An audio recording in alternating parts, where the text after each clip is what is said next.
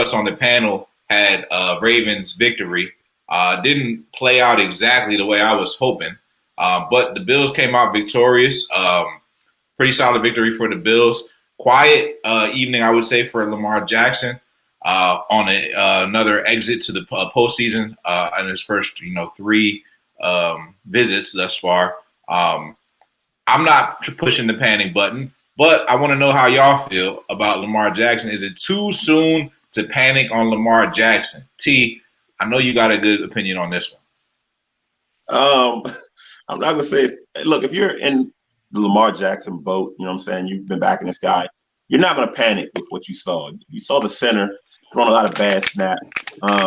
You saw limited offensive concepts. And who eating Doritos on my segment?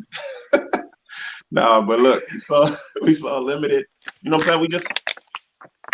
Oh, all right, G. But look, Lamar Jackson. What we saw was you have to throw, man. I'm not gonna say you need to panic, but what you need to see is an evolution in that offense. I don't know if it's with Greg Roman, the offensive coordinator, or not, but you have to throw the ball. Ravens threw the ball. I'm not even gonna talk about how many times they threw the ball. They ran the ball 30 times in a game where it was ideal conditions for running, and they couldn't get it done. Three points at halftime. The Bills threw the ball, ran the ball maybe 15 times. Josh Allen threw the ball almost 40 times.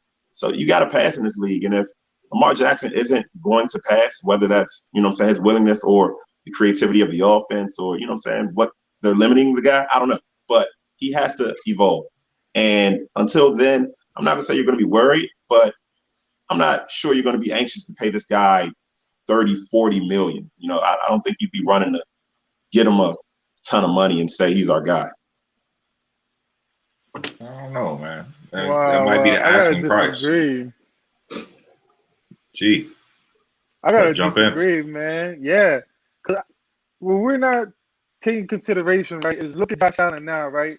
Once he got a legit number one receiver, this dude was throwing the ball and he was accurate.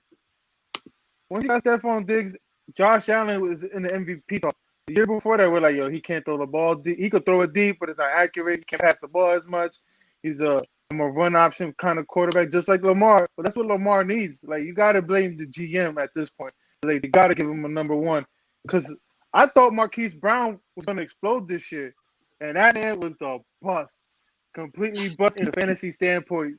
And he scored like 6 touchdowns throughout the whole season. Man, come on now. He's not a number one receiver. Clearly he's a number two. Lamar Jackson needs a number one. The scheme of him throwing it to the tight ends, defenses are picking up on that. So now you see that the NFL caught up to you. The GMs need to draft a receiver. That's why I'm not gonna give up on Lamar Jackson. He is Ryan Leaf for all my old timers. But that's what I'm saying. Like, I can't give up on Lamar Jackson. He's still great. He just won an MVP last year. Like, not everybody's Patrick Mahomes. Not everybody's about to get paid $500 million to keep on playing for the same team for the next 10 years. Like I said, we got to ease it down on the Lamar Jackson talk. He's okay. He's going to do fine. And on top of it, he played a great defense this weekend. Like, look at that defense. That defense did their job. Are you guys going to sit here and tell me that the Bills' defense is not a top 5 defense this year? I'll tell you, I saw Lamar Jackson throw a pick six in his own end zone to a guy that he didn't see. The defense. You're not going to tell me No, that's on the quarterback. That's on the quarterback. You didn't see the guy underneath. The coordinator can't make you see the field. The receivers can't make you see the field. You got to make the throw. Bro, that pass, bro, to Mark Andrews, bro. When I was watching that game, I thought he caught the ball. And then when you see the replay, I was like, wow, I didn't even see the fucking corner there. I'm like, what is going on? Like, they camouflaged that team completely. Because if you look at that uniform they were wearing, I thought that was a part of the end zone. I'm like, wait, what? There was a defender there? Oh, like, goddamn. Oh man. So now we can't make every excuse for guys that were potentially paying $30 to $40 million. Man. I don't know. You said it. Potentially, he's getting paid rookie salary right now, boy. But hey, let's not forget though, when he threw that pick, like the game was not over when that happened. the game wasn't over until the man got injured at the end of the day. And like, right. I get what we're saying. You know, I mean, we want to see some more passing yards from Lamar Jackson, but he got to have passing opportunities. I'm putting this on Greg Roman primarily. I give him most of the blame as far as the offensive construction goes, because they're not taking the deep shots. The offense is very, very basic. I mean, Lamar Jackson said about 4 or 5 games into the season, they know every play we run in before we run it. They're yelling out which play we're going to do before we run it. That's not on him. That's on the guy calling the plays. If you calling the plays, I'll take it to the line, and they know what I'm running. The other team knows I'm running. I'm already at a disadvantage, clearly. That's not on Lamar Jackson. There was very little creativity. I think, T, you know all about Greg Roman. So you know why he got ousted this first time. He got ousted right on your team. It's lack of creativity, and he's showing that again. Don't get me wrong. I'm all for sticking with the run, but you got to know how to mix it in. Now, has Lamar Jackson been the greatest passer in his playoff appearances? No, let's be honest. Does he have to be? No, let's be honest. I want Lamar Jackson to continue to be who he is and grow into what he is, because he's changing the dynamic of the quarterback position. The quarterback position has been one way, but it doesn't have to be. And I think he's already proven that it doesn't have to be. Now he just needs a little more help around him. I think you made a great point, man. Josh Allen, before he got Stephon Diggs, was not revered as a passer. You give him one elite receiver, and you see what happens. Lamar Jackson, in my opinion, got a slight taste of that with a watered-down version of Dez Bryant. And you can see him start to get comfortable taking shots at Dez.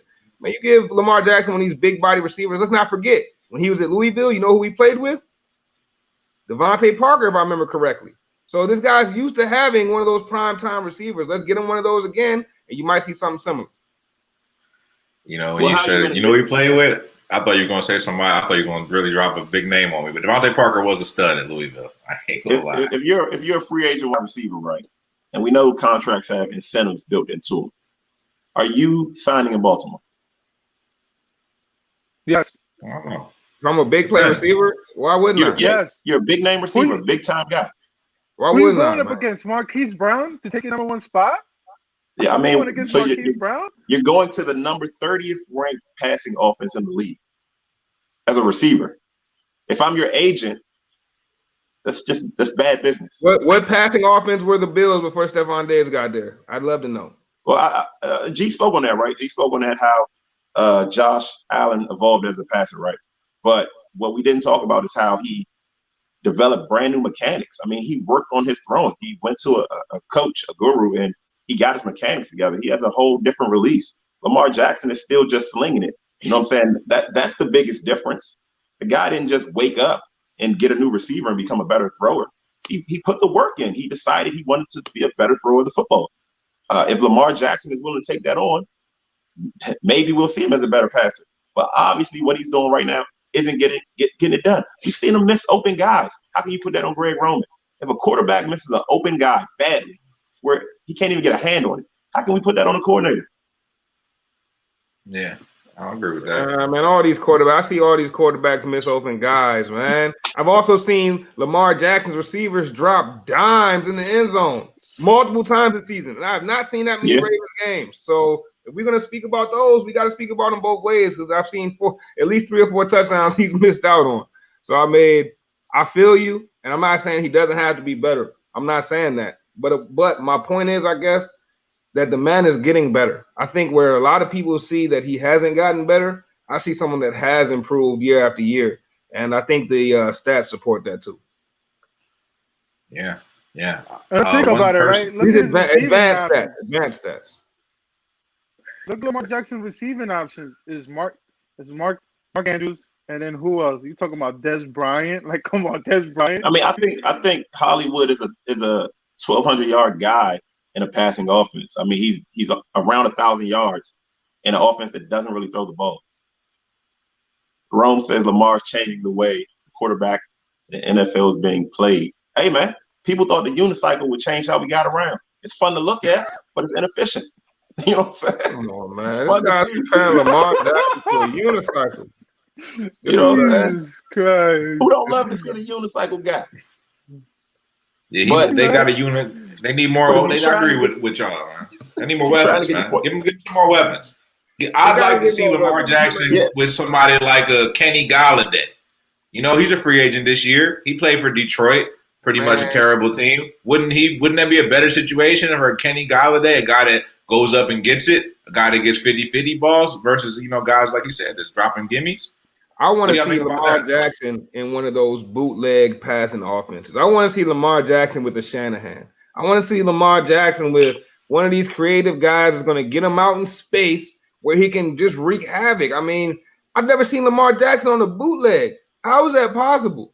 Like, you know what I mean? This offense has got to be advancing around Lamar Jackson. I think right now this offense utilizes one of Lamar Jackson's skills, and that's his ability to run the ball. But it's missing out on so many other things you could have with a quarterback that's as dynamic as him. Yeah. I think you got to be really careful what you wish for. I think what you're asking for is the young guy to be exposed. But until he gets that dynamic offense around him, we just have to speculate, I guess.